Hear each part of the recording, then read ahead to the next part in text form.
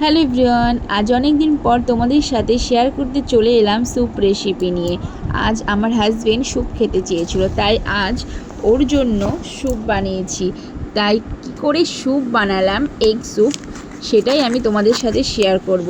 তো দেরি না করে তাড়াতাড়ি বলে দিই, আমি সরষে ঘি কড়াইয়ে দিয়ে দিয়েছিলাম। তারপরে ঘিটা গরম হওয়ার পর আমি রসুন কুচি, পেঁয়াজ কুচি দিয়ে দিয়েছিলাম। হালকা ভাজা হয়ে গেল, তারপরে ওর মধ্যে আমি ভেজিটেবলস কুচি করে রেখেছিলাম, গাজর, বিনস, সেটাই দিয়ে দিয়েছিলাম। তার মধ্যে জল দিয়ে দিয়েছিলাম। জল দেওয়ার পরে একটু ফুটে উঠেছিল, তার মধ্যে আমি ডিম ভাঙা এবং ডিম আমি ফাটিয়ে রেখেছিলাম, সেই একটা ডিম আমি ওখানে দিয়ে দিয়েছিলাম। আর ধনেপাতা দিয়ে দিয়েছিলাম। ফোটানোর পরে যখন একটু ফুটে উঠেছিল, তারপরে আমি দিয়ে দিয়েছিলাম কর্নফ্লাওয়ার। তো জলে গুঁড়ো রেখেছিলাম, সেটাই আমি দিয়েছিলাম। তো কেমন হলো আমার স্যুপ বলো।